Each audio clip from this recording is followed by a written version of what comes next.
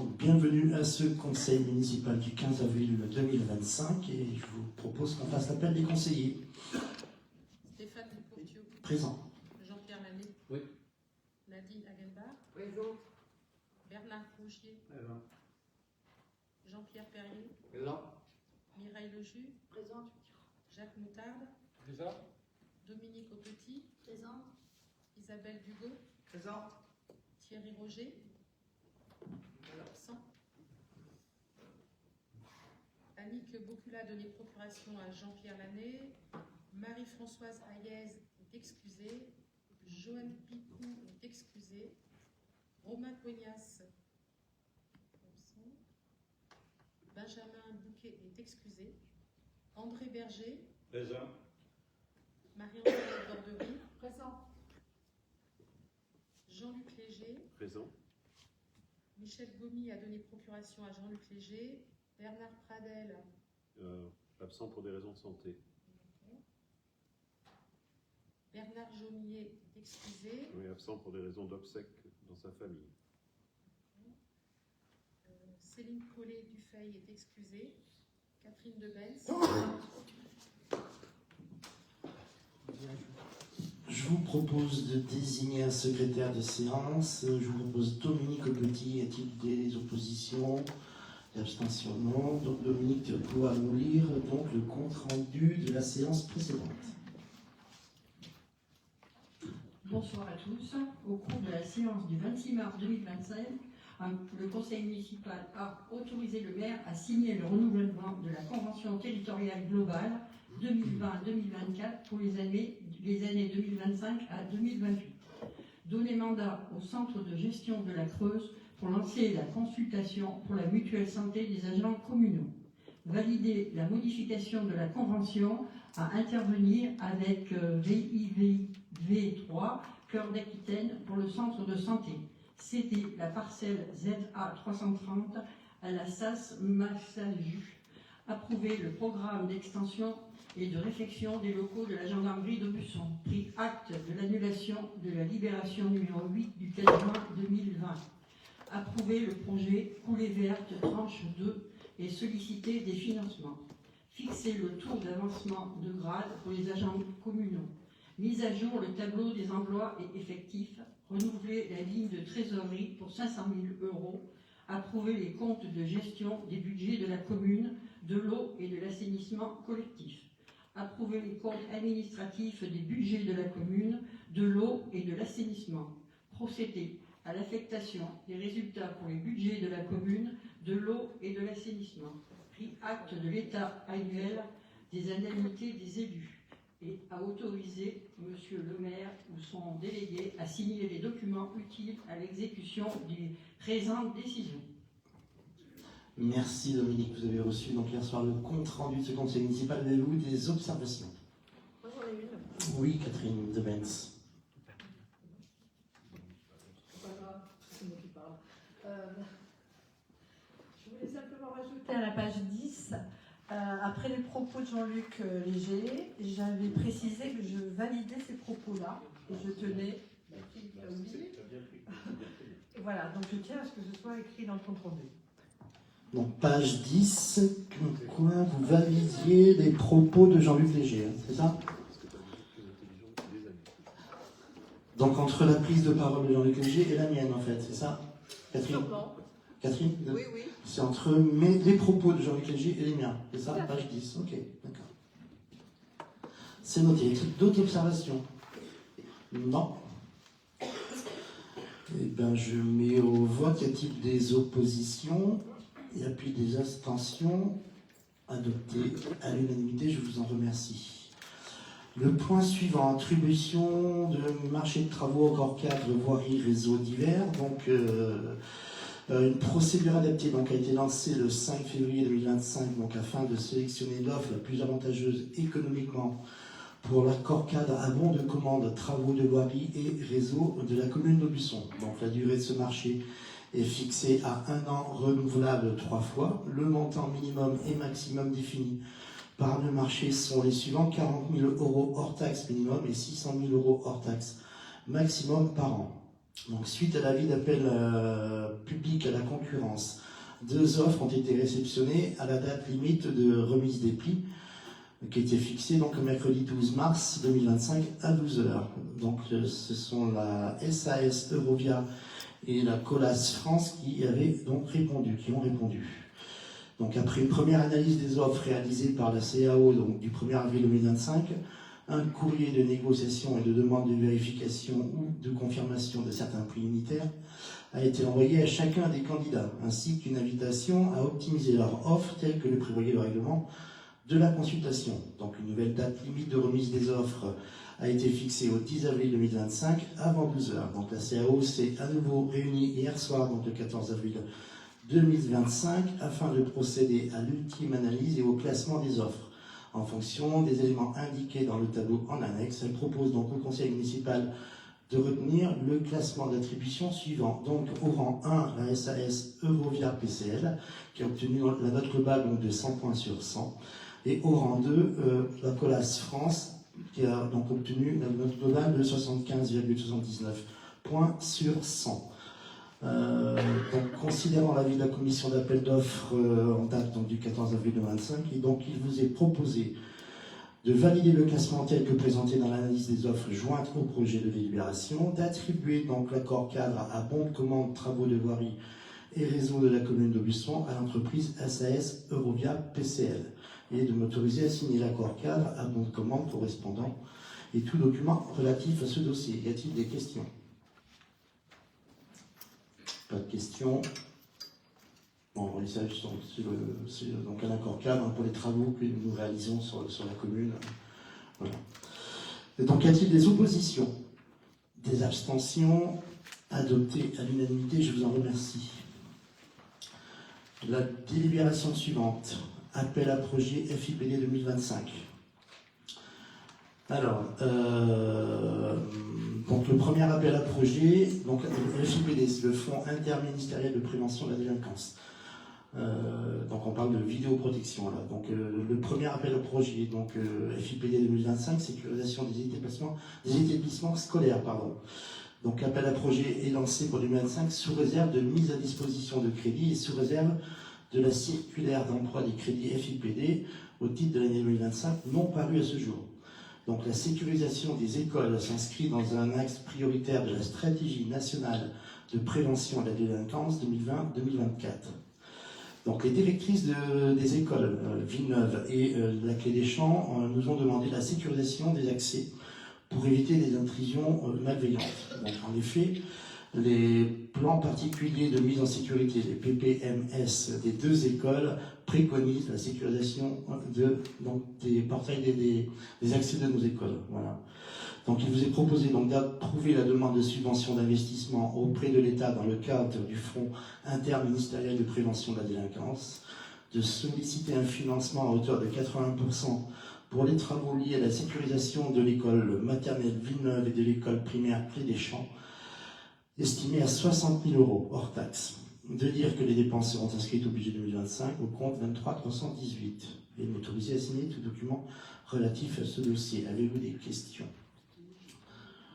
sur ce dossier? On en a déjà parlé au précédent conseil municipal. Donc là, il s'agit effectivement donc, de sécuriser les portails d'accès de nos 2 écoles. Oui, Jean-Luc. Oui, je crois que c'est une bonne idée. On a bien vu dans l'actualité creusoise récente à quel point des écoles ont été détruites. Alors de mémoire, la souterraine, et puis il y a peu de temps, Guéret.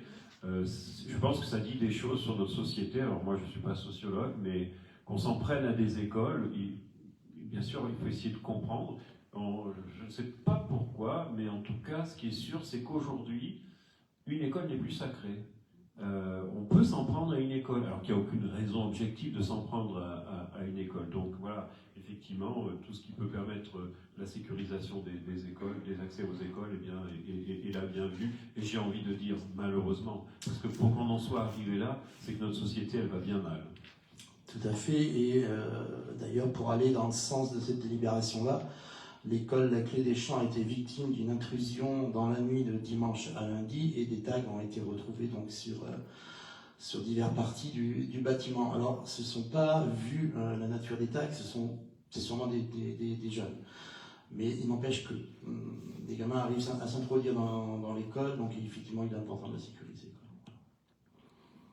Donc, y a-t-il des oppositions? Y a-t-il des abstentions?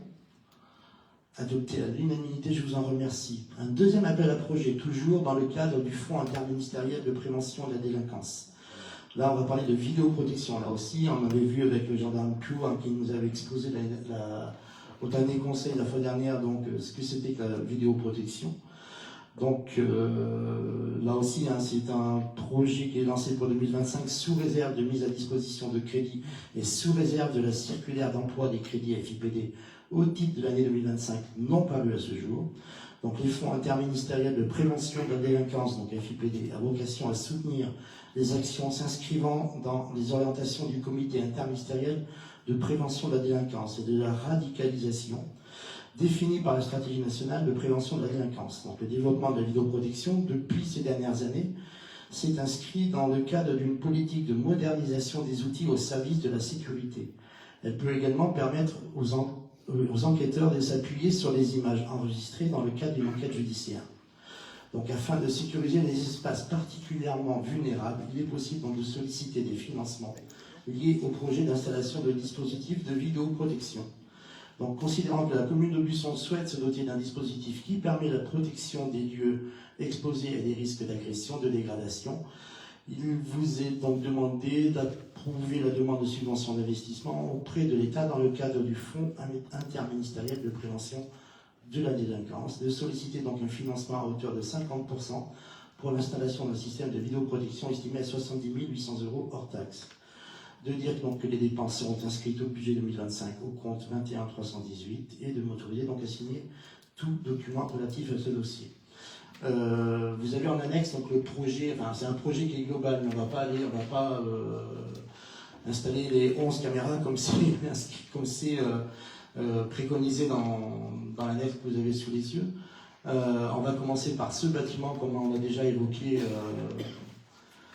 lors d'un précédent conseil. Ce bâtiment, pourquoi? Parce que c'est un bâtiment qui est sensible et qu'effectivement là aussi, comme je vous l'ai déjà dit, on a été victime de personnes qui se sont laissées enfermer dans le bâtiment. Et donc, voilà, c'est très désagréable. Également, il y a un autre lieu que je pense qu'il faut que l'on équipe rapidement, c'est la gare routière. La gare routière, pourquoi? Parce que régulièrement, donc, on a tous les WC publics là, qui sont dégradés. Il y a aussi des véhicules qui sont dégradés. Là, tout récemment, ce week-end, là encore, je crois que vous avez été victime, Madame de Benz. Des rétroviseurs, des essuie-glaces ont été cassés, arrachés. On voit des graffitis qui se multiplient un peu partout dans Aubusson. Enfin voilà, à un moment donné, il faut employer des outils qui permettront, en tout cas, qui pourront faciliter les enquêtes des services de gendarmerie. Donc je pense qu'il ne faut pas s'en priver. Oui, je voulais intervenir. Effectivement, dans les nuits de jeudi à vendredi, il y a eu quand même pas mal de dégradations sur les voitures. Essuie-glace arrachés, pas pliés, arrachés. Voilà, les rétros, etc. Et quand je suis allée porter plainte le vendredi matin à 10h30, j'étais déjà la 4e voiture. Les gendarmes, évidemment qu'on remercie de leur présence et de leur efficacité, ont bien rajouté le fait qu'effectivement ils ont besoin d'aide. Effectivement, le système de vidéoprojection de surveillance est important pour eux. Le garagiste, pareil, m'a dit la même chose. Ça fait 3 mois qu'il répare des rétros, des essuie-glaces. Et paraît-il que même sur Chabassia, on attaque les voitures à coups de couteau dans les pneus. Donc, André, tu me disais tout à l'heure qu'il y a eu d'autres choses encore. Les rétroviseurs en bas de Chabassia. Voilà. Alors, les classes qui permettent de voir au carrefour, c'est ça? Dimanche soir, j'ai appelé le gendarme. Caillasser des trucs. Donc, effectivement, je pense que c'est utile. Ouais. Merci. Est-ce qu'il y a d'autres interventions à ce sujet-là? Non? Bon, là, oui, Jean-Luc. Le taux de financement, c'est lié à un ordre de priorité, c'est-à-dire que protéger les écoles, c'est dans un classement plus prioritaire, si on peut dire, et donc du coup c'est 80%, Exactement. Et là c'est 50%, parce que l'État considère que c'est moins prioritaire, c'est ça? Oui.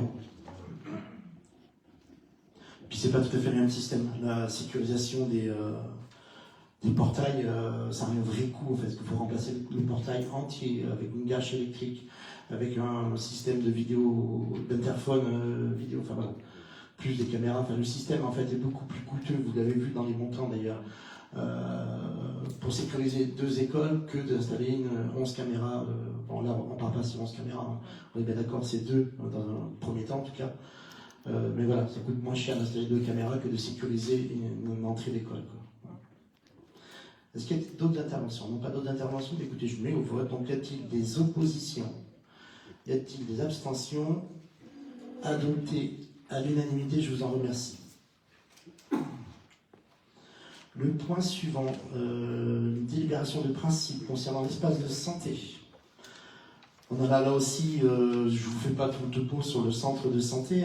Le centre de santé donc, sera installé au rez-de-chaussée de l'immeuble La Passerelle, ici juste à côté, Esplanade Charles de Gaulle, dans des locaux qui seront donc dénommés espace de santé d'Aubusson. Pourquoi est-ce qu'on a nommé parce que en fait, dans cet espace de santé, il y aura le centre de santé mutualiste.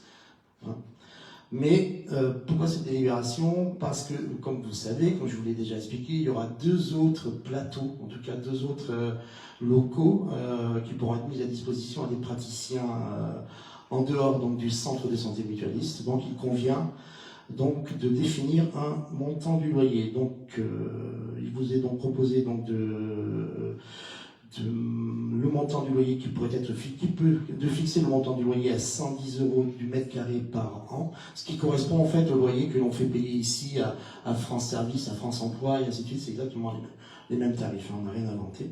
Les charges annuelles sont supportées par l'occupant sur la base du coût réel calculé chaque année et communiqué à l'occupant. Il pourra donc y avoir des conditions d'exonération de loyer. Donc les conditions sont la location motivée par l'intérêt général, des professionnels de santé dont l'offre sur le territoire est insuffisante, et enfin l'engagement du professionnel à exercer sur 3 ans sur le territoire.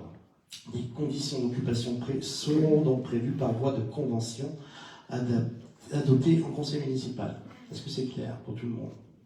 Oui, mais motivé par l'intérêt général ou une offre de santé qui est insuffisante, c'est large. Justement, en fait, l'idée, c'est on a accordé via la convention avec le centre de santé la gratuité pour les praticiens qui exerceront en tant que salariés via donc le centre de santé mutualiste. L'idée, c'est de faire la même proposition à des médecins potentiels qui pourraient exercer juste à côté, en fait. Donc, c'est de leur accorder une exonération de loyer. Alors, pas forcément totale, mais voire partielle, en fait, voilà, via une convention qui de toute manière passera en conseil municipal. Voilà. Histoire d'être clair, très clair. Est-ce qu'il y a d'autres interventions? Non. Donc, il vous est demandé donc d'approuver le principe des conditions présentées dans l'exposé, à mettre en place pour l'occupation des locaux sur le futur espace de santé d'Aubusson, donc de décider de procéder à la recherche de professionnels de santé, de rappeler que toute décision d'occupation de locaux à l'espace de santé d'Aubusson sera soumise pour décision au conseil municipal d'Aubusson. Y a-t-il des oppositions? Y a-t-il des abstentions? Adopté à l'unanimité, je vous en remercie. Et je vais passer la parole longuement, je crois, à Jean-Pierre Labbé, qui va nous parler donc là tout de suite de fongibilité des crédits. Bonsoir à tout le monde. Effectivement, donc le point 6 à l'ordre du jour de ce conseil, qui concerne la fongibilité des crédits en M57 pour l'année 2025. Délibération qu'on avait déjà prise l'année dernière à la même époque. Donc on vous informe effectivement que le référentiel M57 étend à toutes les collectivités territoriales les règles budgétaires assouplies, offrant une plus grande marge de manœuvre et souplesse budgétaire aux gestionnaires, et notamment en matière de fongibilité des crédits. Considérant que la collectivité a adopté la délibération 2023-57 du conseil municipal en date du 21 novembre 2023, la nomenclature M57, donc à compter du 1er janvier 2024, et que cette norme comptable s'applique au budget communal. Donc cette fongibilité, c'est dans la limite fixée à l'occasion du budget et qui ne peut excéder 7,5% des dépenses réelles de chacune des sections. L'Assemblée délibérante peut déléguer la possibilité de procéder à des mouvements de crédit de chapitre à chapitre, et cela à l'exclusion des crédits relatifs aux dépenses de personnel. Dans ce cas, l'Assemblée délibérante sera informée de ces mouvements de crédit lors de sa plus proche séance. Donc, ce qui vous est proposé, c'est d'autoriser le monsieur le maire à procéder à des virements de crédit de chapitre à chapitre, et ça dans la limite de 7,5% des dépenses réelles de chaque section. Avez-vous des questions sur cette délibération? Délibération classique, effectivement. Je soumets au vote. Y a-t-il des abstentions? Y a-t-il des oppositions? Donc adopté à l'unanimité. Je vous remercie. Eh bien, tu vas garder la parole pour nous parler du budget primitif 2025 donc de la commune.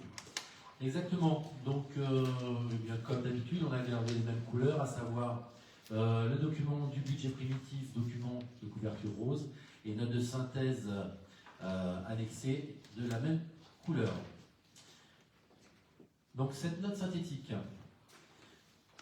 comme vous pouvez voir en première page, qui reprend les éléments qui sont en page 9 du budget. Donc un total de sections de fonctionnement qui s'équilibre à hauteur de 5 849 594,36 et en investissement qui s'équilibre à 4 571 191,85. Comme vous pouvez le voir, donc les crédits de fonctionnement, nous avons un report de fonctionnement reporté en recettes qui était de 826 794,36. Et s'agissant de l'investissement, nous avions des restes à réaliser en dépenses à hauteur de 290 501, je vous fais grâce des centimes, en recettes 395 882 euros. Et nous avions un solde d'exécution reporté négatif de 841 190 euros. Si vous avez des questions, n'hésitez pas à m'interrompre. Donc je continue. Page 2 de la note de synthèse. Donc, s'agissant des dépenses de fonctionnement 2025.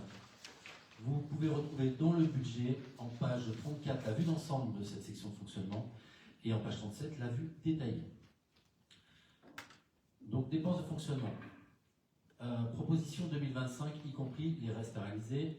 Chapitre 011, les charges à caractère général à hauteur d'1 488 420 euros.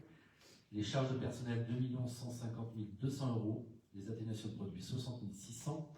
Les autres charges de gestion courante, 533 410. Charges financières, 201 786. Les charges exceptionnelles, 3 000 euros. Les dotations d'amortissement à hauteur de 273 542 euros. Et un virement à l'investissement à hauteur d'1 138 636. Et donc nous rentrons un peu plus dans le détail, à savoir les charges à caractère général, toujours page 2 de cette note de synthèse. On vous l'explique, certains articles progressent tels que l'électricité, l'énergie, les produits d'entretien, les fournitures de petits équipements, notamment pour faire face, et on l'avait relevé notamment lors du vent du contrôle administratif, à des augmentations sur ces prestations-là. Évolutions qui sont liées donc aux tarifs et notamment consécutifs à l'inflation, à l'augmentation du coût des matières premières et à la volonté aussi de la commune d'externaliser certains services pour favoriser l'insertion du public fragile, notamment dans le cadre de l'entretien des locaux dans les entreprises d'aide au travail adaptées par exemple. En 2025, on vous indique que l'effort de gestion se poursuivra aussi par l'étude de certains postes pour optimiser certaines dépenses conformément au plan d'économie que nous avons établi depuis 3 ans. Et voilà ce qu'il en est pour les charges à caractère général. Avez-vous des questions sur cette partie? Donc je continue, à savoir les charges de personnel, chapitre 012. Donc ces prévisions pour charges de personnel augmentent et s'établissent à 2 150 200 euros, donc supérieur à l'exercice précédent.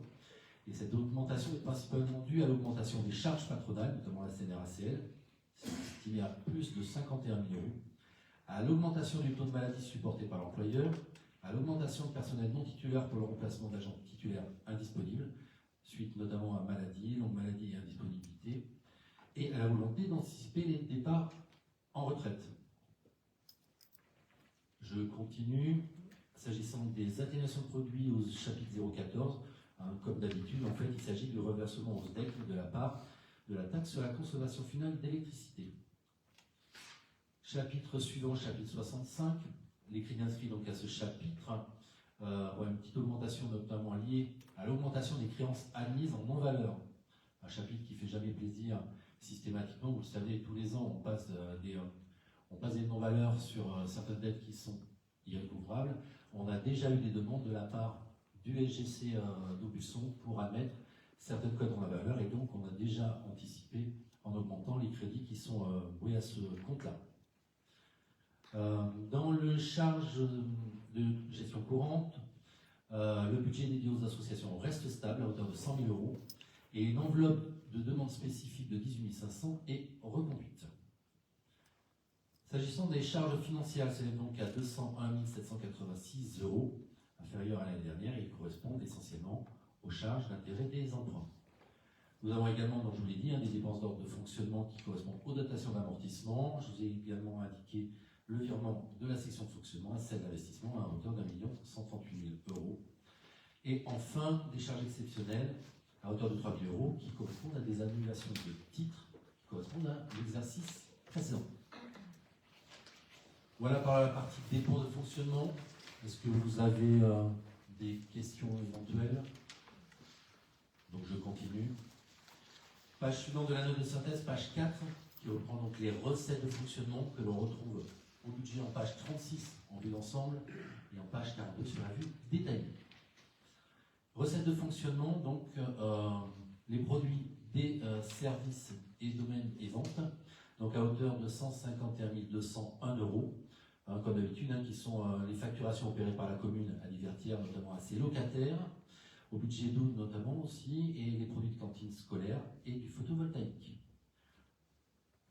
La baisse notamment sur cet article-là est liée pour partie à la signature du crédit bail que nous avons fait au profit de MRA, une facture royale d'Aubusson. Sur la partie impôts et taxes, à hauteur d'1 066 422, c'est un chapitre qui est marqué par une baisse de recettes concernant les droits de mutation et de la taxe d'électricité. Par contre, nous avons une augmentation des recettes qui concerne la taxe foncière et la taxe d'habitation, conformément à ce que nous a transféré les documents du service des impôts, de la taxe d'électricité également et de la taxe sur le pylône électrique. S'agissant du PIC, dans la division conseil communautaire, la communauté de communes propose à la commune d'appliquer une méthode dérogatoire à 30%, et donc la recette de 27 276 euros est inscrite au budget au même titre que celle de l'année dernière. En termes de fiscalité locale, donc augmentation de 11 873 euros, donc des recettes supplémentaires qui sont dues à la revalorisation, comme chaque année, des bases de calcul sur les propriétés bâties, non bâties, fixées à 1,7% en 2025. Et on vous le souligne, mais on le reprendra dans un prochain point du Conseil, donc nous n'envisageons pas d'augmenter les impôts, sauf si vous souhaitez voter contre. Je passe rapidement là-dessus. Point suivant, donc les dotations, subventions à la participation au chapitre 74, donc à hauteur de 960 606 euros. Vous avez le détail sous les yeux des éléments qui s'inscrivent dans le cadre de la DGF, notamment dotation forfaitaire et dotation de solidarité. Dotation forfaitaire qui baisse tous les ans. Par contre, effectivement, on peut avoir une augmentation et on a une augmentation sur la partie de dotation de solidarité. On l'avait déjà indiqué lors des votes des comptes administratifs. On retrouve sur ce chapitre les allocations compensatrices pour la fiscalité à hauteur de 1867 euros. On retrouve également les dotations de l'État qui prennent notamment en compte les participations au contrat de projet, chargé de mission PVD et conseiller numérique, ainsi que la participation d'État suite à la mise en place de la tarification sociale des cantines et pour le dispositif petit déjeuner. On vous rappelle que la tarification sociale des cantines, dans l'immédiat, nous n'avons toujours rien touché. Et on l'avait déjà évoqué. Ce qui clairement pourra remettre à terme en cause cette tarification sociale. Aujourd'hui, nous supportons en fait quasi intégralement le coût de la cantine. Sur les produits de gestion courante, chapitre 75, donc essentiellement, ce sont les loyers perçus par la commune qui font apparaître une augmentation par rapport au BP 2024. Notamment, il est tenu compte des loyers en pleine année pour des baux qui ont été signés l'année dernière et des charges locatives qui sont désormais imputées sur ce compte-là. Et enfin, au titre des recettes et produits exceptionnels, se figure une recette de 5 000 euros qui correspondent éventuellement à des mandats annulés sur l'exercice antérieur. Et j'en ai fini sur la section de fonctionnement. Avez-vous des questions, des points de précision éventuellement? Donc j'enchaîne sur la section d'investissement, donc page 7 de la note de synthèse. Un budget d'investissement dont on retrouve la vue d'ensemble, page 21 du budget, et la vue détaillée en page 25. Donc, dans ces dépenses d'investissement, nous retrouvons des immobilisations incorporelles à hauteur de 5 000 €, des subventions d'équipement versées, aucune cette année. Subventions d'équipement versées, en fait, ça serait notre participation à des frais qui seraient engagés par un tiers. Il avait été notamment le cas, ça avait été évoqué, sur éventuellement la reprise du pont qui se trouve à l'île de Juillet, qui aurait pu être fait par le département, et dans ce cas-là, on aurait pu contribuer à une partie de ces travaux. Aujourd'hui, nous n'avons pas de travaux engagés par le département. Je vous ai parlé du pont à l'île de Juillet. Il était question, on en avait parlé, de la réfection de la rue Jean Jaurès, qui finalement a été abandonnée par le conseil départemental, au moins pour cette année. Je n'ai pas d'informations à moins que Stéphane. Non, la seule information effectivement que nous avons, c'est qu'ils ne feront pas, en tout cas pas cette année, ils ne refont pas la rue Jean Jaurès. Ce qui veut dire qu'on avait nous demandé quand même de la DETR au cas où. Donc voilà, un dossier qui est typiquement ajourné pour le moment et à voir pour les années à venir. Ensuite, les chapitres suivants, chapitre 21, immobilisation corporelle, chapitre 23, incorporelle. Donc les immobilisations corporelles, proposition à 1 211 172 € et les immobilisations en cours à hauteur d'1 632 729, et j'y reviendrai. Le remboursement des emprunts à hauteur de 681 100 € et des opérations patrimoniales, opérations sur compte de tiers à hauteur de 200 000 €. Opérations pour compte de tiers, systématiquement on les a, vous savez, c'est ce qui correspond en général aux démolitions de certains biens menaçants pour lesquels on se retourne contre le propriétaire pour essayer de récupérer les fonds. Je n'irai pas plus loin, j'en ai assez dit là-dessus sur les précédentes séances. Donc en 2024, la commune concentrera en 2025 ses investissements sur des chantiers d'entretien nécessaires à la sécurité et au bon maintien du patrimoine communal, à l'achèvement du centre de santé intercommunal et à une structure d'accompagnement médical, à l'achèvement de la coulée verte tranche 1 et la mise en œuvre de la tranche 2, au démarrage de l'aménagement de l'esplanade Charles de Gaulle, donc le parking qui se trouve dernièrement. Et en 2025 est prévue également la réfection de la toiture du haut polyvalent.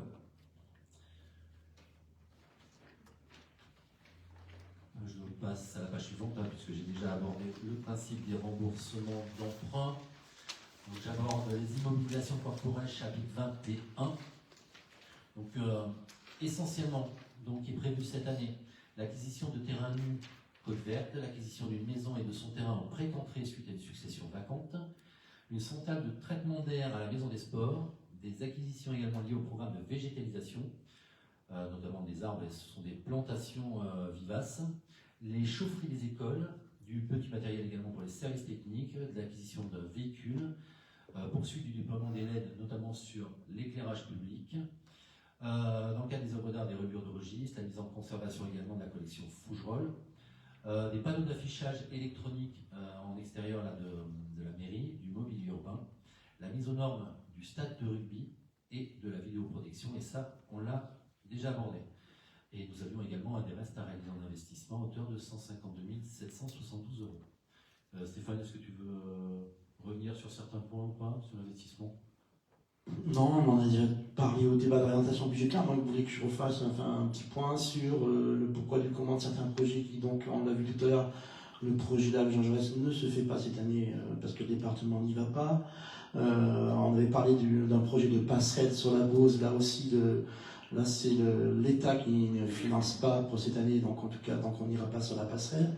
Comme je vous avais dit, on a obtenu une grosse subvention de l'Agence de l'eau sur la renaturation du parking qui est juste derrière nous là, donc on va plutôt aller sur ce projet-là.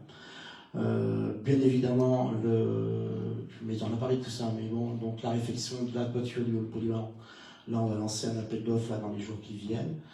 Voilà, je crois que j'ai fait le tour des gros chantiers. Après, il y a énormément de choses qui se font, des petits chantiers à droite et à gauche, qui vont améliorer, qui sont là pour améliorer donc, le quotidien des habitants d'Aubusson. Voilà, pour ce qui concerne les gros chantiers. Et puis, oui, Jean-Luc. Pardon, vas-y Jean-Luc. Oui, alors, sur les plus petits chantiers, L'acquisition de terrain nu à la Côte Verte, ça sera en vue de lotir, quel est le but? Parce que je sais qu'à un moment, vous aviez évoqué la possibilité de faire un lotissement. Puis après, on en a un éco-lotissement. Puis après, bon, on n'en a plus trop parlé. Mais ça serait ça l'idée? Non, bah, oui, enfin, en tout cas, c'est d'accueillir du foncier pour pouvoir accueillir de nouveaux habitants sur Aubusson, en fait, effectivement. Donc là, il y a un terrain qui va être mis en vente, enfin qui est mis en vente tout en haut de la côte verte, donc l'idée c'est de l'acquérir. Il me semble qu'on a délibéré là-dessus. Alors on avait déjà délibéré, oui, tout avait déjà été lancé. Il s'agissait effectivement d'inscrire des fonds sur le budget. Les fonds avaient déjà été inscrits et donc en fait la transaction n'avait pas été faite devant le notaire. Et là donc c'est mis en paiement dès cette année puisqu'on est arrivé au terme de toutes les opérations qui étaient liées à l'acquisition immobilière. Effectivement, ce que tu disais, c'est ce qui a été fait depuis longtemps sur la commune d'Aubusson, c'est d'avoir de la réserve foncière. On en a effectivement sur la partie Chabassière et sur le au-dessus de Chabassière, notamment tout ce qui était lié au château qui avait été détruit. Et donc là, c'est de la réserve foncière sur tout le haut, la partie haute de la côte verte, et pour ceux qui connaissent, en dessous du réservoir d'eau. Voilà, tout en haut de la... On a passé une libération là-dessus. là-dessus. Après, il y a d'autres terrains qu'on va mettre aussi à la vente qui sont au Mont, là, qu'on vient d'aplanir, en fait. On a comblé avec des déchets inertes, enfin et donc là, on va pouvoir proposer ces terrains-là à la vente. Effectivement, il y avait le projet d'éco-quartier. Là, c'est en lien avec Creusalis aussi, parce que eux aussi, ils ont ça dans la tête. Donc, ce serait plutôt, effectivement, là-haut, à Chabassière. Enfin, au-dessus de Chabassière, là. Voilà. Oui, je crois que là, on touche vraiment à ce qui est essentiel, hein, c'est-à-dire cette capacité qu'Aubusson peut s'offrir d'accueillir de nouveaux habitants. J'en reparlerai un peu tout à l'heure. La mise en conservation de la collection Fougerolles. Alors là, des choses ont bougé. La cité donc aide à la conservation, ou en tout cas au traitement dans un premier temps. Mais alors après, la mise en conservation, ça serait où, comment, qui ferait quoi entre la cité, la commune? Qu'est-ce que ça signifie, mise en conservation? Alors, pour l'instant, il s'agit donc, je crois que je l'ai déjà expliqué à ce conseil, tu étais là. Il s'agit donc de sortir la collection de là où elle se trouve actuellement pour la mettre en sécurité. Et pour ce faire, il faut qu'elle subisse un traitement chimique pour arrêter toute prolifération Voilà.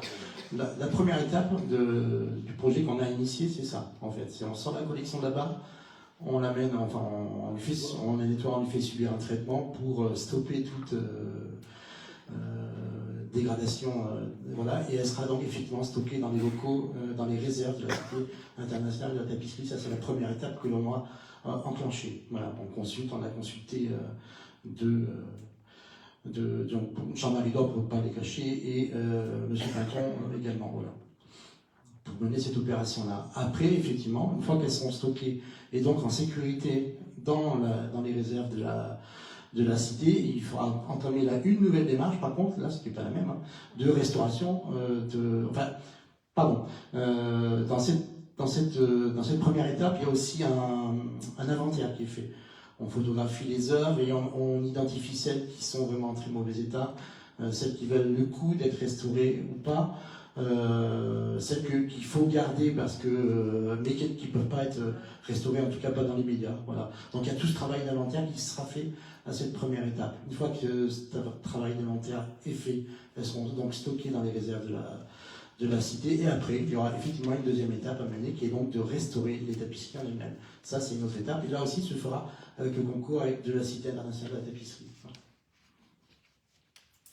Effectivement, et il est bien de profiter de l'expertise, notamment de la conservatrice de la Cité de la tapisserie. Et puis effectivement, ils ont des personnes qui sont dédiées aussi à ces inventaires et qui ont une connaissance bien plus aiguisée que nous de ce que peut être la tapisserie et de ce qu'elle peut éventuellement valoir. En fait, on ne joue pas aux apprentis sorciers. Hein. Moi, je me suis rapproché donc d'Alice Bernadac et d'Emmanuel Gérard pour savoir comment est-ce qu'on pouvait sauver cette collection-là, enfin en tout cas la sortir de là-bas, la préserver, et pourquoi pas dans les années à venir la présenter au public. Donc voilà, l'idée c'est donc on a entamé cette réflexion avec Emmanuel Gérard et Alice Bernadac pour savoir quel était le process, quoi. Donc voilà, du coup, on a effectivement entamé cette procédure. D'autres questions, hein, et puis tu as abordé, moi je voulais après enchaîner sur le chapitre 23, mais tu l'as déjà abordé sur la toiture de l'eau polyvalente. Ouais, il y a aussi, je pense que tu en Charles de Gaulle. Et Ouais. puis des travaux notamment sur la dernière maîtrise d'ouvrage sur la gendarmerie. On l'avait évoqué sur un agrandissement de la gendarmerie actuelle, notamment sur des espaces d'habitation pour les personnels. Oui, ben là aussi, on a passé une délibération, il me semble, sur... On l'avait déjà évoqué. Ouais. Donc il s'agit d'agrandir les locaux de logement des gendarmes, ainsi que de créer des vrais locaux pour le PSIG. Là, aujourd'hui, ils ont un local qui est tout petit. Enfin, voilà. Mais tout ça, on vous l'avait dit, ça serait financé... Enfin, là, déjà, on lance l'AMO. C'est ce qu'on a inscrit au budget cette année, mais les travaux ne démarreront pas avant 2026. Voilà. Là, c'est l'étude. Voilà. Avez-vous d'autres questions sur cette partie dépenses? Donc j'enchaîne sur les recettes d'investissement. Des recettes d'investissement au chapitre 13, subvention d'investissement à hauteur d'1 360 000. Les emprunts dette, donc la part en capital cette année 579 861 €. 100 000 € sur les dotations fonds divers et réserves. L'excédent de fonctionnement reporté, donc un excédent de fonctionnement de 735 809 €.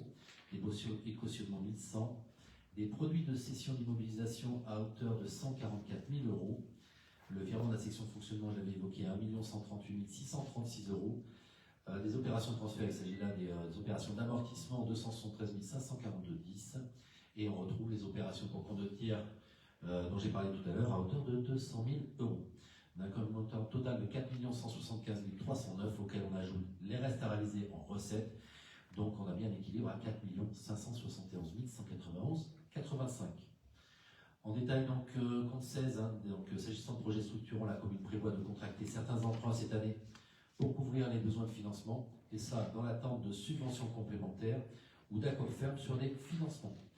Et donc, par exemple, la commune a reçu un accord de réservation de crédit pour le hall polyvalent, mais ne connaît pas encore le montant alloué. L'affectation 1068 et au 10 222, ce sont les fonds de compensation à la TVA, donc là à hauteur de 98 000 €. Le virement de section de fonctionnement, je l'ai déjà indiqué. Les produits de cession d'immobilisation, donc en 2025, on continue à céder certains biens du patrimoine. Certaines cessions sont déjà formalisées et peuvent être inscrites au budget.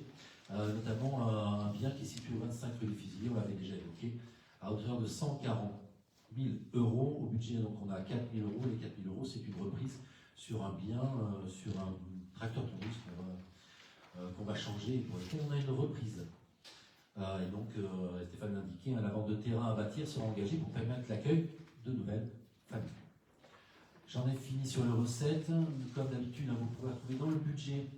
Donc en page 50, on retrace les opérations qui sont liées à la ligne de trésorerie. Je vous l'avais dit, on a tiré dessus très rapidement l'année dernière. Donc on a en plus délibéré à la fois dernière sur la reconduction de cette ligne de trésorerie. Et vous pouvez retrouver également l'encours de la dette en page 54 du document budgétaire. J'en ai fini pour le budget principal. Avez-vous des questions, Jean-Luc? Oui. Est-ce que tu peux expliquer le mécanisme pour l'emprunt? La commune prévoit de contracter un emprunt donc, pour couvrir les besoins de financement dans l'attente de subventions complémentaires. Alors, comment ça se passe? Une fois il y aura les crédits, il y aura un remboursement anticipé de l'emprunt? Comment ça fonctionne? Non. Alors, nous avons inscrit au budget des fonds de crédit qu'on pourrait éventuellement solliciter si on avait besoin pour couvrir les besoins de la dépense. Sauf que, parallèlement, nous avons fait des demandes de subventions pour lesquelles nous n'avons pas encore d'accord ferme. Nous n'avons pas de certitude sur ces subventions. Donc, effectivement, si nous n'avions pas de subvention, on pourrait souscrire des emprunts pour pouvoir combler le besoin de financement de ces investissements. Suis-je clair? Oui. Voilà. C'est un emprunt classique, effectivement, auquel on pourrait souscrire. Donc, si je comprends bien, c'est une petite révolution, enfin une petite nouveauté par rapport à ces 10 dernières années où il n'y avait pas... Alors, nous avons déjà souscrit des emprunts par le passé, là, même dans ces 10 dernières années, on avait souscrit un petit emprunt de 100 000 €, qui était notamment dévoué à la balayeuse, petite chose. Donc il y avait eu celui-ci. On avait déjà par le passé inscrit des emprunts en recettes qu'on n'avait pas mobilisés parce qu'il n'y avait pas eu besoin de les mobiliser. On espère qu'il en sera également de même pour 2025. Et ce que je te disais, c'est vrai que maintenant, on a des accords qui sont de plus en plus tardifs sur des subventions. Bah, typiquement, la toiture du hall polyvalent, qui est estimée, des travaux qui sont estimés à entre 300 et 400 000 euros, sur lesquels on attend de la DETR, mais dont on ne connaît pas le montant. On sait qu'a priori, le hall sera retenu, mais on n'a pas du tout l'arrêté qui nous dit qu'on va toucher tel montant. Donc effectivement, il faut bien mettre malgré tout des dépenses en face, enfin des recettes en face, donc le crédit pour l'instant. Et puis pour rebondir sur ce que tu disais, je l'avais déjà évoqué par le passé, sur un investissement qui est notamment la toiture du hall polyvalent et donc un investissement durable, je ne voyais pas moins d'opposition à souscrire un emprunt sur du bâtimentaire. De la même façon, tout à l'heure, je vous parlais aussi de l'agrandissement de la gendarmerie. C'est typiquement le genre de projet qu'on peut se permettre de financer via un emprunt, parce que cet emprunt-là sera couvert par les loyers des logements de gendarmes. Avez-vous d'autres questions sur ce budget? Non, moi, juste de dire que c'est un budget sérieux, des investissements toujours importants, tout en ne touchant pas au taux d'imposition et en poursuivant le désendettement de la commune, sans couper dans nos services et toujours en soutenant, avec un soutien important de notre tissu associatif. Voilà ce que je voulais, dans un contexte national et international toujours certain. Voilà ce que je voulais ajouter. Jean-Luc, tu voulais rajouter quelque chose? Juste deux mots quand même sur le budget, c'est un peu important. Oui, effectivement, la conjoncture n'est pas bonne. Aujourd'hui, on a eu droit à une communication ministérielle en grande pompe pour nous habituer au fait qu'il faudra, lors du budget 2026, se priver de 40 milliards supplémentaires. Et tout à l'heure, en voiture, là, en arrivant, j'entendais cette petite musique, alors que c'est toujours la même. Quand on n'a pas d'imagination et de courage, soit on augmente les impôts, soit on s'en prend aux collectivités locales. Et ça y est, j'ai réécouté cette petite musique, il y a le millefeuille, etc., les collectivités locales, etc. Donc il ne faut pas s'attendre à du mieux l'année prochaine, sans doute en ce qui concerne le financement des collectivités locales. Le conseil départemental en sait quelque chose, qui a voté son budget il y a une dizaine de jours. Par rapport au budget d'Aubusson, bon, moi je trouve que les dépenses de fonctionnement sont contenues. Je trouve que l'inscription budgétaire par rapport au RH est sincère, c'est-à-dire que je vois là, ce que je n'ai pas trouvé lors du vote d'un budget d'une collectivité il y a 10 jours, je trouve que l'augmentation du budget RH est sincère dans le sens qu'effectivement, je pense que l'augmentation qui est inscrite devrait permettre de faire face à l'augmentation de la cotisation de la CNRACL, du GVT, et j'imagine à effectif constant. Alors, En tout cas, pas moins. Tu as raison, à effectif constant, oui, mais on a toujours des marges, et ça j'ai toujours expliqué sur les budgets qu'on avait des inscriptions budgétaires sur ce chapitre 012 supérieures à la dépense qui sera réelle, parce qu'on a toujours, on peut toujours être confronté aussi à des arrêts maladie supplémentaires et autres, et pour lesquels on est obligé aussi de faire appel à des contractuels, appel à des personnels éventuellement du centre de gestion, et donc on a toujours aussi, on s'accorde toujours des marges sur ce chapitre-là. Je crois de mémoire que sur le chapitre 012 et sur ces 10 dernières années, on n'a jamais passé de décision modificative parce qu'on a toujours prévu suffisamment large pour faire face à ces besoins. Et on a aussi des départs à la retraite qu'il faut anticiper, et certains postes méritent vraiment d'avoir un tuilage. Autant il y a certains postes que c'est pas très grave qu'il n'y ait pas de tuilage, mais les postes notamment liés à l'administration, c'est important qu'il y ait un tuilage. Donc effectivement, d'anticiper ces départs en retraite, c'est très important aussi de le faire, pour la bonne continuité des services. Moi, je continuerai en disant que je considère que les inscriptions budgétaires pour les recettes de fonctionnement sont prudentes, que la nature des investissements, les investissements sont nécessaires. Toujours le même petit regret, sont-ils à la hauteur d'une vice-sous-préfecture? On va pas refaire le débat. De la même façon que je ne comptais pas sur moi pour refaire le débat sur la fiscalité. On l'a déjà eu, on sait qu'on n'est pas tout à fait d'accord. J'ai pas envie de relancer ce débat, on est en fin de mandature. Ça sera un petit regret, c'est-à-dire que j'aurais le regret que peut-être on n'ait pas réussi très tranquillement à en discuter, en tout cas peut-être en commission de travail, voir si une baisse de taux pour nous rapprocher des taux de nos voisins, aurait pu avoir, oui, je suis très prudent, une incidence sur l'installation de couples. Voilà. Mais peut-être que je me trompe en disant ça. Mais j'aurais aimé qu'on puisse en parler, y travailler avec la règle à calculer pour voir un petit peu quelle incidence financière ça pouvait avoir sur un couple qui s'installe pour acheter une maison ou construire une maison sur Aubusson, plutôt que d'aller sur Blessac, Saint-Marc à Fongier. Je ne veux pas relancer ce débat. Il aurait peut-être été nécessaire parce que le gros souci d'Aubusson, on le sait, c'est cette baisse durable du nombre d'habitants.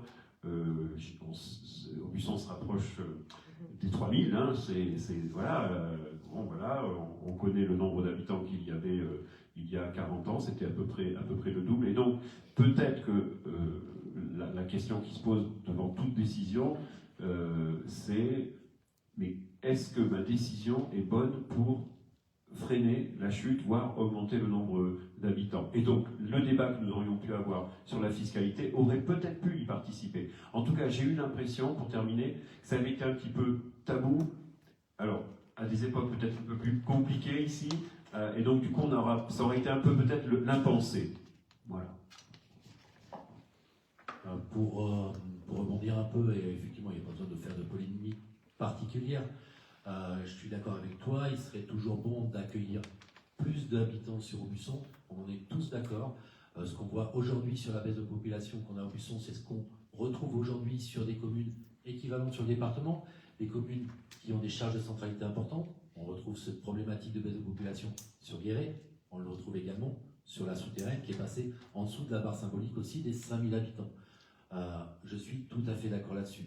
La problématique d'une ville comme Aubusson, qui a d'énormes charges de centralité, fait aussi qu'elle a des bases foncières très importantes par rapport aux communes voisines. Tu citais Blessac, Saint-Amand, Saint-Apignan, peu importe, et toutes celles qui sont autour ont des bases fiscales qui sont bien plus importantes que les nôtres.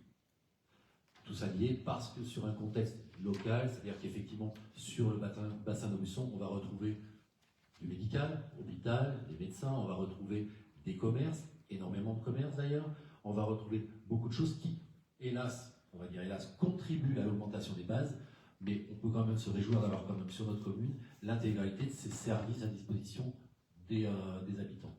Donc oui, je te rejoins, effectivement, on a des bases foncières qui sont importantes, mais qui sont liées à ces bases, et qui, hélas, sont réévaluées tous les ans en fonction de l'inflation. Je vous ai indiqué donc 1,7, on a eu jusqu'à 7,5% d'augmentation des bases. Et donc, on en a des bases qui sont chez nous déjà élevées. Effectivement, c'est une charge importante pour les habitants d'Aubusson. Donc, oui, je te rejoins, on aurait pu baisser effectivement les taux, mais baisser les taux de quel niveau pour avoir finalement un montant qui ne serait pas si énorme que ça sur les taxes foncières de chaque habitant. Pourquoi? Toujours à cause de ces bases. Nous l'avons fait le calcul, c'était très peu, c'était peanuts, de baisser, de mettre d'un point la taxe, la part communale sur la taxe foncière. En répercussion sur une taxe foncière d'un habitant, enfin d'un Aubissonnais, c'était dérisoire en fait. Ça n'a pas vraiment un gros impact. Effectivement, et puis ce qu'on a souhaité, mais... Par contre, ce qu'on n'a jamais fait, on n'a jamais augmenté. Cette année encore, on n'a jamais augmenté les taux d'imposition. Mais par contre, peut-être aussi que les communes limitrophes feraient bien de se poser la question, quand elles nous font part de leur, je reviens là-dessus, de leurs difficultés, notamment à abonder off-peak. Mais eux, ils ont ce levier-là. Effectivement, ils ont un taux d'imposition qui est très bas. Peut-être que c'est peut-être ce levier-là qu'elles autres, il faut qu'elles actionnent. Voilà, et puis après, on a eu aussi d'autres démarches sur des délibérations qu'on a pu prendre sur des précédents conseils, notamment sur des mesures d'exonération pour des réhabilitations du bâti ancien en plein cœur de ville. Notamment avec des exonérations de foncier sur du très long terme, puisqu'on peut aller jusqu'à 15 ans d'exonération de foncier sur du réhabilitation en plein cœur de ville. Et donc là, c'est aussi une démarche importante de réhabiliter ces bâtiments qui, pour certains, sont de très beaux bâtiments de caractère. Puis moi, ce que je voulais dire surtout, en fait, je pense que pour attirer les habitants, je ne suis pas sûr que ce soit vraiment le taux d'imposition qui fait qu'on choisit d'habiter dans telle ou telle ville ou dans tel ou tel hameau. Moi, ce qui compte en tant que maire, c'est de rendre attractive toujours plus ma ville, en fait, d'avoir envie d'y vivre. C'est ça qui, pour moi, compte. Je ne suis pas sûr que Enfin, je sais pas, moi, quand si je devais déménager d'ici, ce serait pas la première chose que je regarderais, ce serait pas le taux d'imposition, ça serait est-ce que cette ville-là est attractive, est-ce qu'elle propose des commerçants, est-ce qu'elle a un tissu social et culturel important, enfin voilà, et moi c'est mon combat tous les jours, c'est ça, c'est de rendre toujours plus attractive la commune d'Aubusson, c'est là-dessus que moi je me bats en fait. D'où c'est effectivement, quand tu parlais tout à l'heure, tu disais, est-ce que les investissements sont à la hauteur d'une sous-préfecture?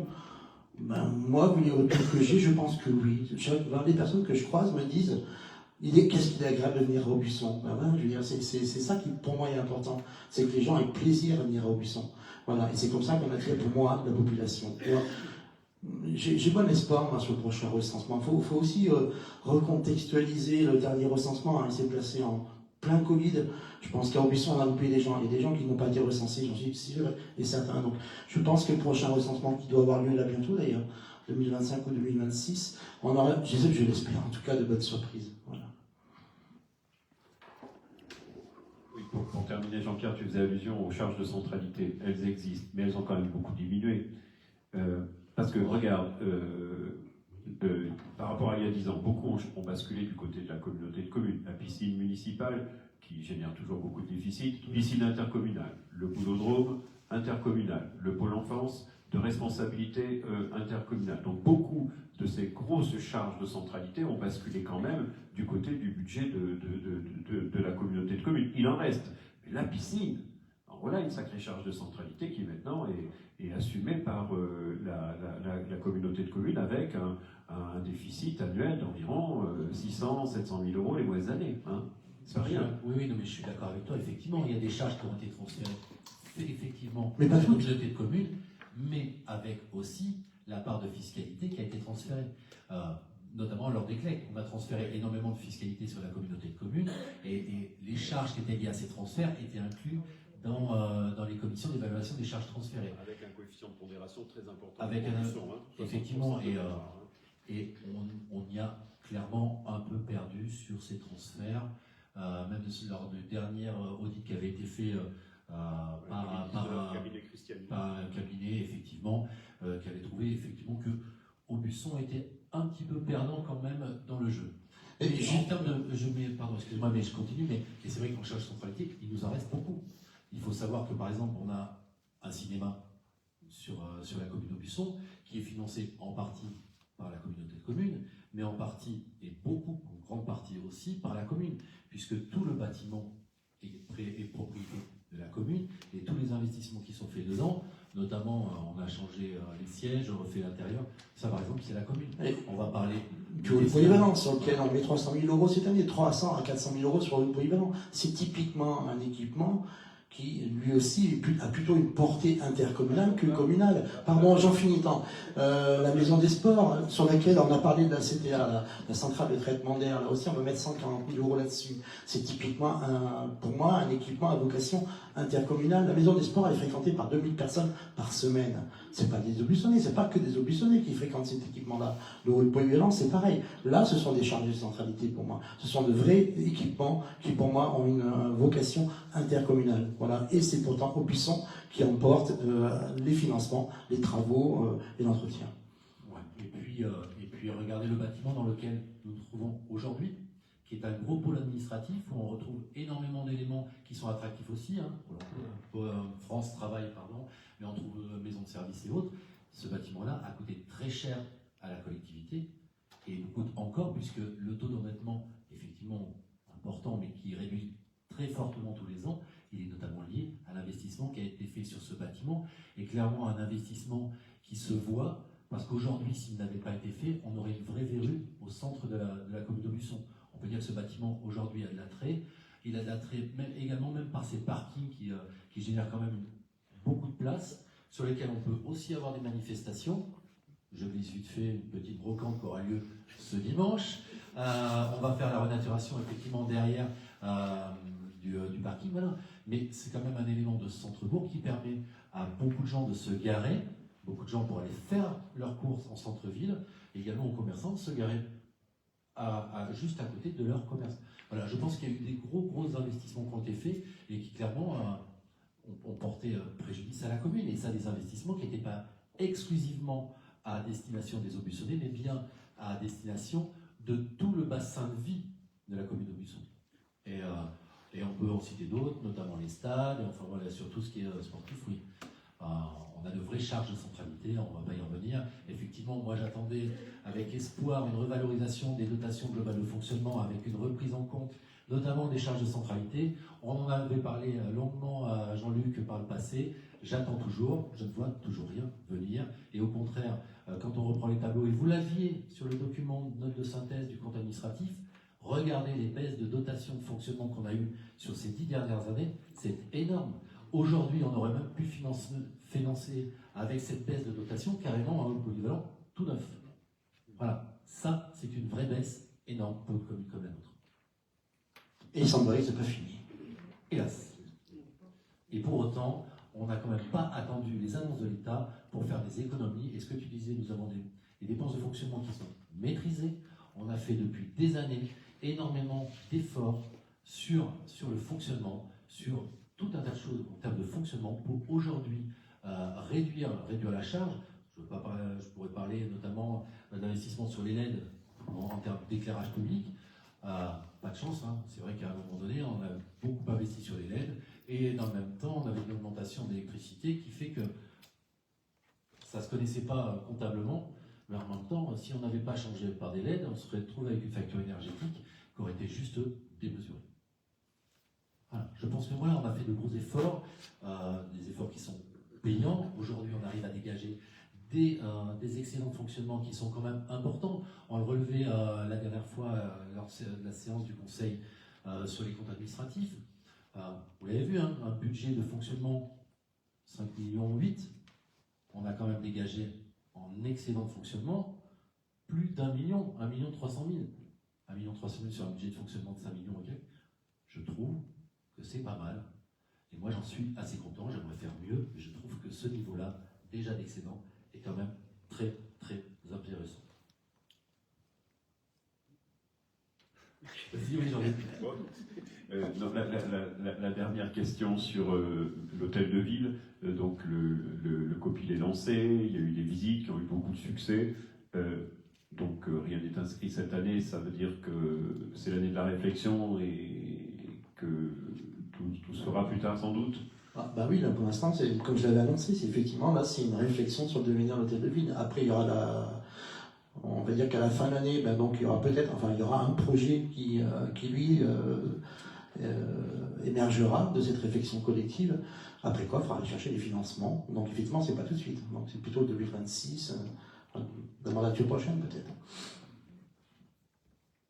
Oui, c'est effectivement, Stéphane l'a dit, hein, c'est une année de réflexion avec des comités de pilotage, plusieurs comités de pilotage qui vont se rencontrer de façon régulière et avancer sur le projet. Oui, on aura en fin d'année quelque chose, en tout cas, on aura un projet qui se dessinera en toute fin d'année. Avez-vous d'autres questions? Donc je vous propose de soumettre au vote ce budget. Y a-t-il des oppositions? Y a-t-il des abstentions? Et donc, budget adopté. Je vous remercie. C'est l'unanimité, 2 abstentions, plus vos procurations, n'est-ce pas? On passe au budget suivant. Budget primitif de l'eau. Document bleu. Le dernier. Alors, oui, pour mémoire, la commune d'Aubusson a adhéré au syndicat intercommunal d'alimentation en eau potable de la Roseille. Donc l'adhésion a été approuvée par arrêté préfectoral en date du 20 janvier.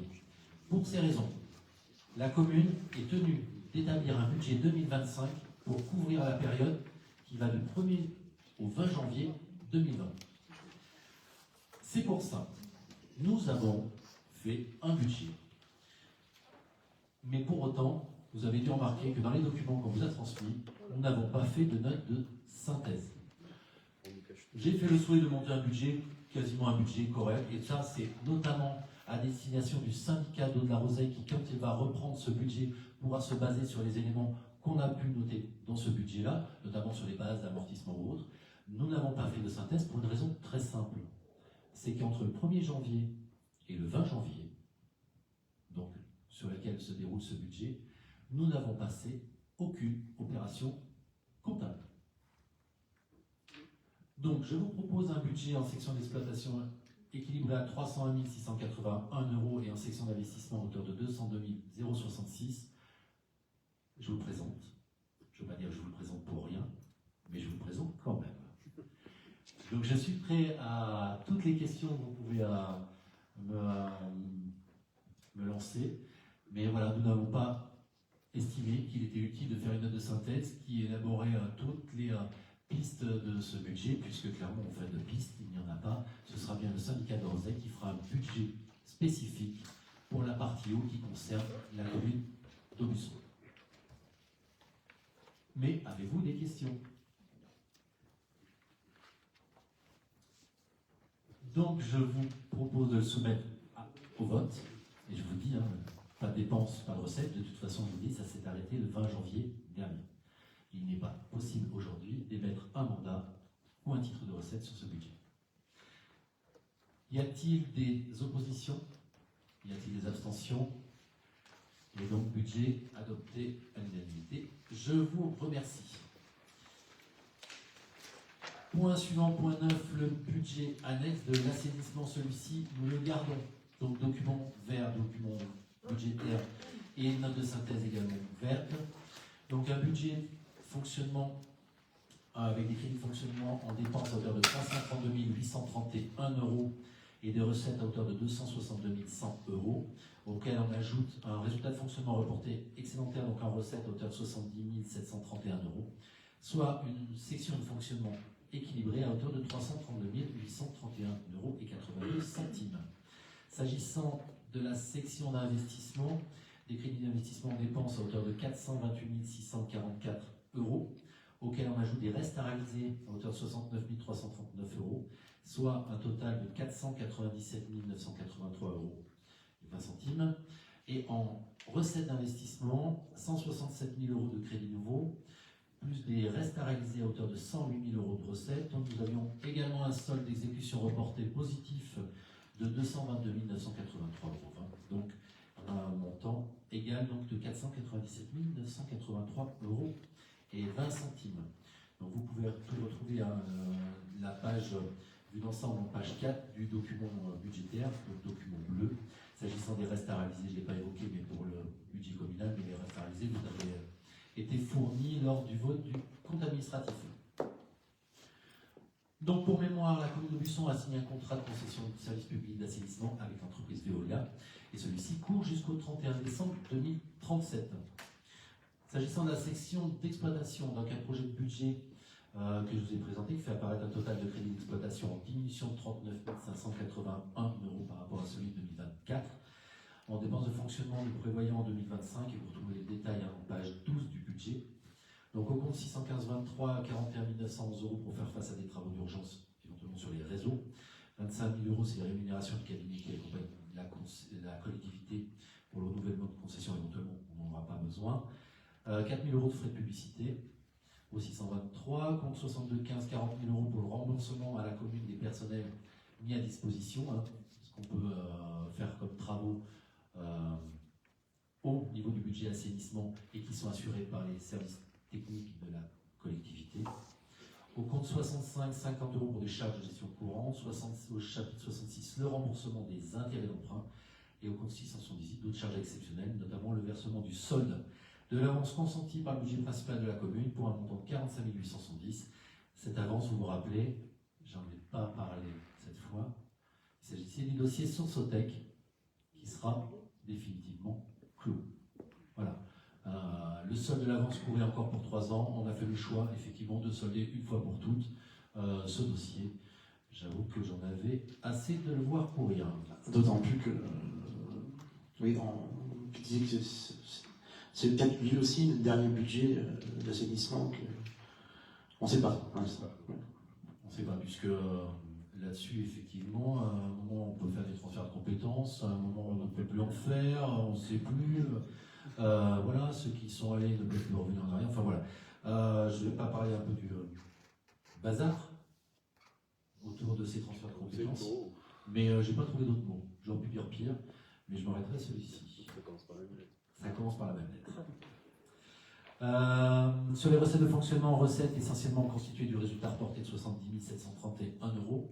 Au chapitre 70, on retrouve la redevance d'assainissement versée par Veolia à hauteur de 90 000 €. Et au chapitre 74, le versement par la commune du budget de l'assainissement, donc de 30 000 € qui correspondait facture émise par le budget de la commune pour la gestion des eaux pluviales. Voilà, j'en avais fini sur la section d'exploitation. Si vous avez des questions sur ce budget, pas de questions, donc j'enchaîne sur la section d'investissement. Section d'investissement avec des dépenses qui, notamment, je vous l'ai dit, des restes à réaliser à hauteur de 69 339 €. Les investissements prévus pour 2025, notamment du travaux d'hiver, estimés à 348 190 €. C'est surtout l'équilibre, clairement on ne les fera pas à cette hauteur-là. Et le remboursement du capital des emprunts à hauteur de 28 454 €. S'agissant des recettes, nous avons exclusivement dans les recettes que les restes à réaliser de 108 000 € et le résultat reporté de 222 983 €. Pour information, vous trouvez en page 22 du budget le reste de charge de la dette sur ce budget à hauteur de 150 000 €. J'en ai fini sur ce budget assainissement. Si vous avez des questions, pas de questions, je soumets au vote. Donc y a-t-il des abstentions? Y a-t-il des oppositions? Donc le budget adopté à l'unanimité, je vous remercie. Et tu continues avec la fixation du taux des taxes locales. Oui, mais avant, je voudrais juste remercier, pour une fois que je n'ai pas oublié, les personnels administratifs, notamment les collègues à la comptabilité, les personnels des services techniques, avec qui on a travaillé pour l'élaboration de ces budgets depuis plusieurs années. Notre DGS, bien entendu, aussi, Myriam. Voilà, remercier tous les personnels. Je ne sais pas, mais pour cette mandature, je pense que ce serait mes derniers budgets. Donc voilà, je tenais absolument à remercier tous les personnels. Moi aussi. Voilà. Bon, un gros travail, voilà, je l'ai dit, franchement, les efforts qu'on a fait notamment sur le fonctionnement et sur les réductions des charges de fonctionnement, je veux dire, il s'est fait en commun, et je veux dire, ça a été un travail de tout le monde. Donc je tenais à remercier l'ensemble des personnels de cette collectivité, également mes collègues adjoints qui n'ont pas trop demandé de crédit et d'ouvrir de crédit, même s'ils en voudraient un peu plus parfois. Ça va bien. Voilà, je passe au point suivant, je vais être, je pense, rapide. Il s'agit de la fixation des taux des taxes locales. Pour mémoire, les taux de référence 2024 pour la taxe d'habitation, c'était 15,88%. La taxe foncière bâtie, 38,43%. Et pour le non bâti, à hauteur de 79,09%. On vous l'a dit, nous n'envisageons pas d'augmenter ces taux. Donc, je ne sais pas si vous avez des questions au sujet de cette fiscalité. Je pense qu'on l'a déjà évoqué. Donc, si vous permettez, je soumets au vote cette délibération sur la fixation des taux des taxes locales. Y a-t-il des oppositions? Y a-t-il des abstentions? Jean-Luc, également de la procuration? Oui. Et donc, fixation des taux adoptés. Je vous remercie. Et j'en ai fini. Merci Jean-Pierre. Pour ce soir. Merci à vous. Merci à toi d'ailleurs aussi pour ce bel exercice. On va parler là tout de suite donc des tarifs. Vous avez reçu en annexe les 112 tarifs concernant la location des halls polyvalents, des salles de sport, de location de matériel, de manège. Si vous en êtes d'accord, on va peut-être pas tous les balayer. Vous avez reçu le document, avez-vous des remarques particulières à faire avec Catherine de Metz? Je trouve qu'il y a une grosse augmentation. Alors ça dépend desquels. Pour le polyvalent, en 2024, 78 €, on est à 95. Oui, mais parce qu'ils n'ont pas été. Alors j'ai pas tout le document, ils n'ont pas été révélés depuis un certain temps en fait, c'est pour ça. Il y en a, pardon. Depuis très longtemps. Oui, on n'a pas en tête la délibération qui avait fixé les précédents tarifs, mais effectivement, ce sont des tarifs qui n'avaient pas, 2019, oui, les derniers tarifs, donc qui n'avaient pas évolué depuis un certain temps. Donc oui, les grosses augmentations, en fait, c'est parce que les tarifs n'ont pas été réévalués depuis longtemps, en fait. Donc effectivement, il vous manque un bout de... T'as la version papier, il t'en manque un petit bout. Au bout du tableau, il y a les dates des dernières délibérations qui ont modifié ces tarifs-là. Donc effectivement, les tarifs, par exemple, du rôle polyvalent n'ont pas été révisés depuis 2019, soit 6 ans. Non, même pas. On vous a dit de bêtises. Délibération en vigueur pour les tarifs du hall polyvalent, 17 décembre 2018. Nous n'avons pas fait d'augmentation. Effectivement, hein, ça avait été relevé notamment lors du conseil communautaire sur certaines augmentations de taux. On aurait pu faire un glissement, un petit lissage tous les ans. Clairement, une augmentation de 78 à 95 euros. Effectivement, on est sur les associations là, et sur des réunions en petite salle. Ce n'est pas une grosse augmentation si on rapporte au nombre d'années pendant lesquelles nous ne les avons pas touchés. Non, on a fait un vrai travail là-dessus. 112 tarifs comme ça à revoir. Donc on a vraiment tenu compte en fait depuis quand est-ce que les tarifs n'avaient pas été réactualisés en fait. Donc voilà. Effectivement, donc ça peut sembler de grosses augmentations pour certaines salles ou certains équipements, mais il n'empêche que ça correspond aussi à la réalité des choses. Voilà. Voilà. Tu peux également relever que pour beaucoup de ces tarifs, certains, on les maintient au niveau qui était ceux précédemment établis aussi. Par exemple ici, toutes les salles de réunion ici n'ont pas bougé. Ouais. Exactement, toutes les petites salles ici dans l'espace de la passerelle où effectivement nous ne les avons pas revalorisées. Les photocopies étaient gratuites avant et elles passent à 1 euro. Il y a beaucoup de gens qui vous demandent des photocopies. Non, très peu. Non, très peu. 1 euro, c'est fait pour dissuader une trop forte demande possible. Enfin, non, il n'y a pas de dissuasion. Hein. Si les gens sont prêts à mettre 1 euro sur une photocopie, écoute, charge à eux. Voilà, c'est tout. On n'a pas vocation à faire clairement des photocopies de documents. Ce n'est pas le but ultime d'une collectivité. Non, il y a des commerçants qui font ça très bien. Notamment. Ça coûte moins cher.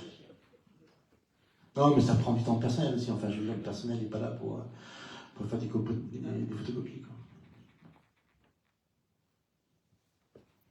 D'autres, non, pas d'autres questions, c'est bon? Je mets au vote. Si, Jean-Luc. Non, mais personne n'avait réagi au préalable, mais c'est vrai qu'il aurait été mieux d'y aller graduellement. Donc voilà, c'est fait. Hein. Sur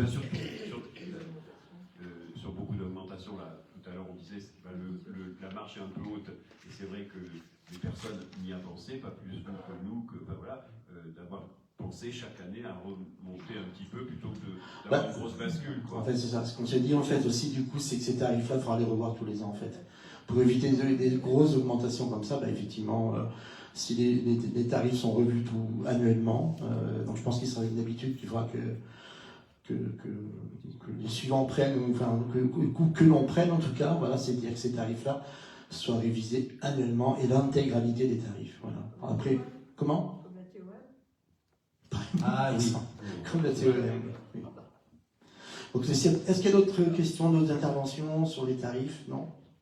Écoutez, je les mets au vote. Donc, il vous est proposé donc, de fixer les tarifs communaux 2025 applicables à compter du 1er mai 2025 tel qu'annexé, donc, et de décider de maintenir les tarifs précédents pour les contrats et conventions signés avant le 1er mai 2025. C'est-à-dire que voilà, tout ce qui a été acté, notamment sur les réservations de salles qui ont été faites avant le 1er mai, ça sera au tarif donc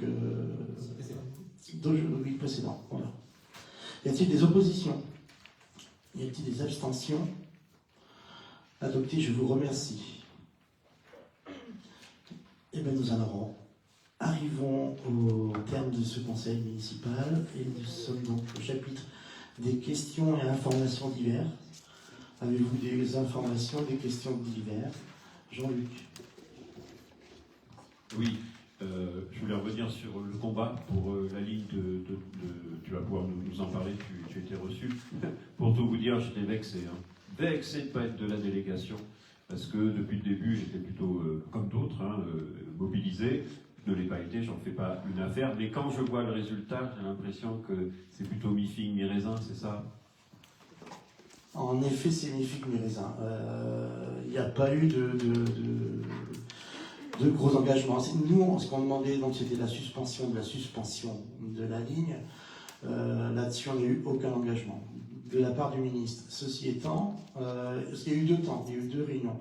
Il y a eu une réunion avec le ministre, et après quoi, il y a eu une réunion avec ses conseillers et les directeurs de cabinet qui, eux, avaient quand même été plus à l'écoute. C'est-à-dire que le ministre il est arrivé en disant, mais de toute façon, pour lui, ça a du sens de supprimer les... Ouais, il est arrivé un peu en disant, il faut réfléchir à de nouvelles... Non, clairement, on était un peu sur le cul, excusez-moi l'expression, quoi.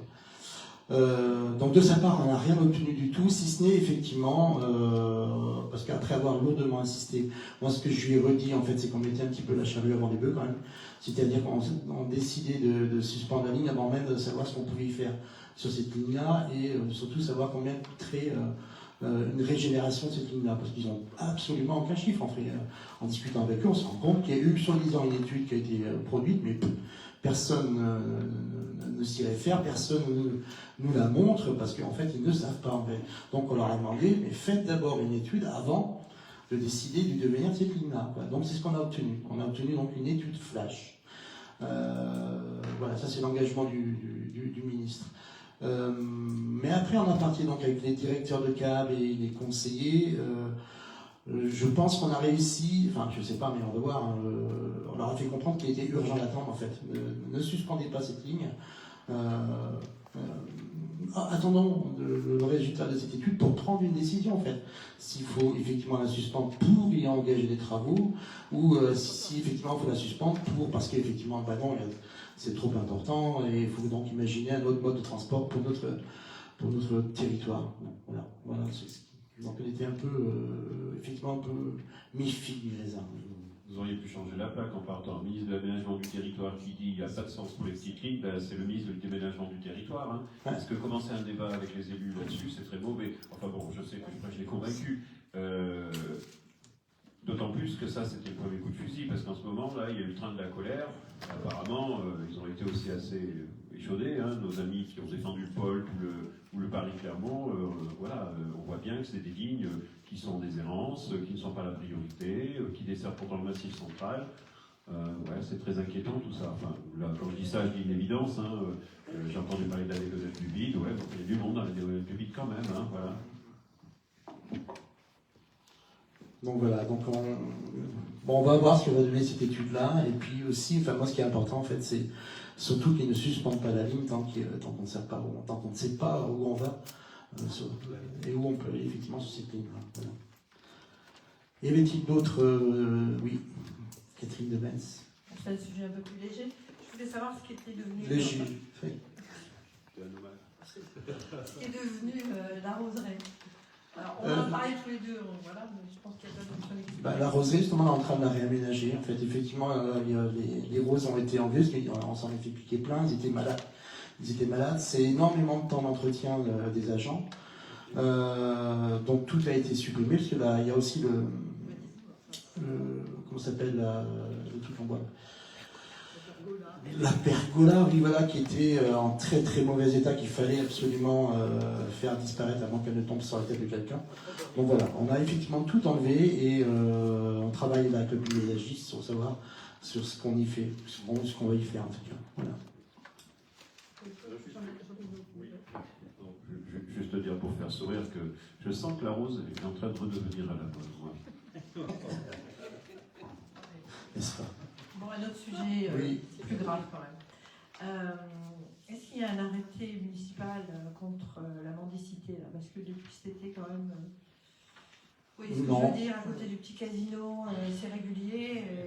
On en a déjà parlé, il fallait signaler. Vous m'avez dit qu'au niveau... il a été pris en charge, il était connu, etc. Mais c'est toujours un peu gênant. Et puis inquiétant aussi par le fait qu'il y ait cette mendicité, que cet homme-là soit à la rue avec un chien. Enfin, il y a plein de sujets à se poser. Et la bagarre devant le... Non, il n'y a pas d'arrêté contre la mendicité, c'est pas du tout mon intention d'en prendre en tout cas. Effectivement, des fois, c'est pas sans poser sans problème, mais aussi on peut s'appuyer sur les forces de l'ordre pour intervenir lorsqu'il y a besoin. Je vois, là, en fait, effectivement, on a eu des problèmes avec ceux qui sont devant le magasin Carrefour, pour ne pas le citer. Je crois que le problème a été résolu, les gendarmes sont intervenus, parce que ça avait été un peu trop loin, et je crois que là, ils n'y sont plus. Non, pour moi, ça fait pas partie de mon état d'esprit de prendre un arrêté Ah non, anti-mendicité. c'est pas le fait de prendre un arrêté, c'est de prendre en charge la personne et que je veux pas qu'on les cache ni qu'on les mette dans un coin. Mais ces personnes-là ne sont pas à la rue, contrairement à ce qu'on croit en fait. Non, Ah oui. elles sont logées, elles ont un logement. Non, elles vivent différemment de nous, effectivement, mais ce ne sont pas des personnes qui n'ont pas d'abri, au contraire. Oui, mais je pense pas que ça arrange le commerce. Quand ils sont... Attends. Parce qu'il a une maison, il a tout ce qu'il veut. Et donc il n'est pas du tout. Il fait la manche, mais il n'est pas du tout à la main. Ah oui, c'est ça. Cet été, on a eu. Oui, je sais bien. Qui ont posé vraiment de soucis. Il y a une femme aussi. Ah oui, elle est partie. Ouais, une Italienne. Ouais. Ok, merci. Oui. Moi, je tenais quand même à rappeler que la maraude sociale passe tous les mardis après-midi de 14 à 16 heures sur Aubusson, qui se préoccupe et que nous avons de très bons renseignements puisqu'ils prennent en compte toutes les personnes qu'ils rencontrent et que bientôt nous aurons le camion de la maraude qui arrivera sur Aubusson sans tarder début juin, en tous les cas mi-juin. Donc, pour rencontrer toutes les personnes qui le souhaiteront, notamment toutes ces personnes qui sont dans la rue. Et comme le disait Stéphane, à Carrefour, ça a cessé effectivement, mais vous aviez à Carrefour des personnes qui avaient des toits, donc pour lesquels la maraude passait, et ces gens-là ne voulaient absolument pas avoir de contact autre avec le 115. Non, mais on sait que c'est compliqué. Très compliqué. Merci Adine. Moi, je voulais vous parler du musée de la résistance et de la déportation qui ne va pas s'implanter donc à Aubusson comme c'était prévu. Ça m'inquiète. Bon, ça m'inquiète non pas parce que le musée de la résistance ne se fasse pas à Aubusson, parce qu'il va se faire aguerrer. Donc, ce qui compte, c'est d'en avoir un effectivement sur le département. Ce qui m'inquiète, c'est que le fait qu'il ne se fasse pas à Aubusson, je suis très inquiet sur le devenir du centre culturel et artistique Jean Dossat, parce qu'en sachant que si ce musée devait intégrer ce centre culturel, on avait bon espoir que des travaux de rénovation voient le jour. Là, maintenant qu'il n'est plus question d'y mettre ce musée, j'ai peur quant au devenir du centre culturel et artistique Jean Dossat. J'aurai l'occasion d'échanger là-dessus avec la présidente du département. Vous parlez aussi de la soirée de lancement de saison de l'Office de tourisme qui aura lieu le 23 avril à la Cité internationale de la tapisserie à partir de 18h45, auquel vous êtes tous conviés. Voilà. S'il n'y a pas d'autres interventions, je lève la séance et je vous remercie beaucoup pour la tenue de ce conseil municipal. Merci.